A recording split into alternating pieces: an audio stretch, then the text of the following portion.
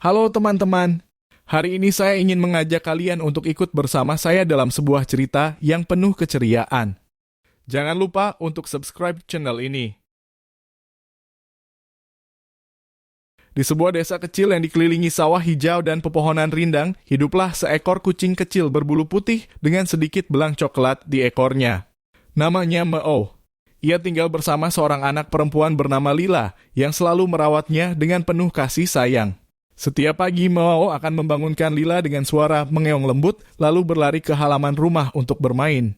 Ia suka mengejar kupu-kupu mengintip ikan-ikan kecil di kolam dan terkadang berguling di atas rumput yang masih basah oleh embun. Bagi Meo, dunia terasa begitu luas dan penuh misteri. Ia penasaran pada setiap sudut desa, setiap jalan kecil yang belum pernah ia lalui, dan setiap suara yang terdengar asing di telinganya. Namun Lila selalu memperingatkan jangan jauh-jauh ya, Meo. Di luar sana ada bahaya. Meo hanya mengeong pelan seolah mengerti. Tapi di dalam hatinya, rasa penasaran semakin tumbuh. Suatu sore ketika Lila sedang sekolah, Meo berani keluar lebih jauh dari biasanya. Ia berjalan melewati pagar bambu menyusuri jalan setapak hingga sampai ke sebuah gudang tua di pinggir desa. Di sana, ia bertemu dengan seekor kucing liar berbulu hitam legam dengan mata kuning yang tajam. Namanya Chico. "Siapa kamu?" tanya Chico dengan suara berat. "Aku Meo. Aku tinggal bersama manusia," jawab Meo dengan polos. Chico terkekeh. "Hidup bersama manusia itu enak ya. Diberi makan, diberi tempat tidur hangat. Tapi kamu pasti tidak tahu rasanya kebebasan. Dunia luar jauh lebih luas dari yang kamu bayangkan." Meo terdiam. Kata-kata itu membuatnya semakin penasaran. Chico lalu bercerita tentang tempat-tempat yang pernah ia jelajahi, pasar malam penuh makanan, hutan dengan burung-burung eksotis, hingga sungai besar yang berkilau saat terkena cahaya bulan. Meo mendengarkan dengan mata berbinar. Dalam hatinya ia berpikir, aku ingin melihat semua itu. Hari berikutnya, Meo diam-diam mengikuti Chico. Mereka berjalan jauh, melewati sawah, menyeberangi jembatan kayu, hingga sampai ke sebuah kota kecil.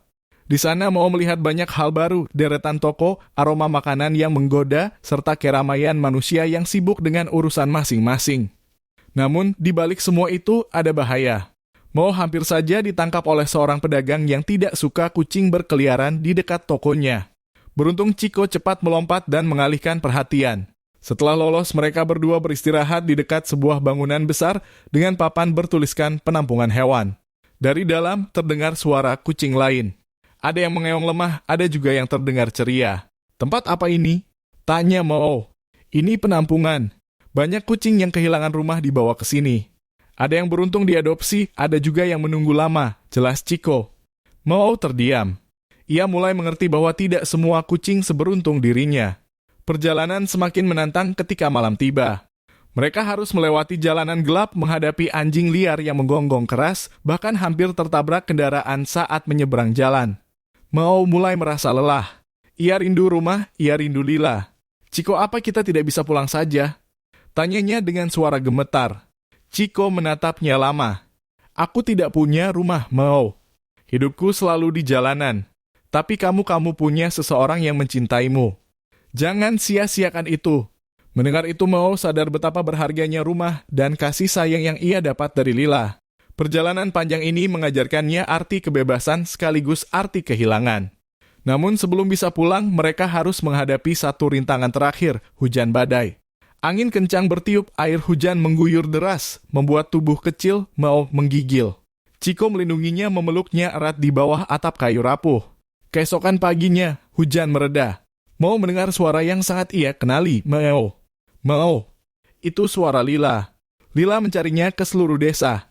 Ketika akhirnya menemukan Meo yang basah kuyup dan gemetar, ia segera menggendongnya erat. "Aku sangat khawatir padamu," Meo mengeong pelan, seolah berkata, "aku minta maaf." Chico memperhatikan dari jauh. Ia tersenyum tipis, lalu berbalik pergi. Meo sempat menatapnya dengan mata berkaca-kaca. "Terima kasih, Chico," bisiknya. Sejak hari itu Meo tidak lagi penasaran untuk kabur jauh-jauh. Ia sudah belajar banyak, dunia luar memang luas, tapi rumah adalah tempat yang paling berharga. Terima kasih untuk kalian yang telah menonton sampai selesai. Jangan lupa subscribe dan like-nya, semoga kalian sehat semua.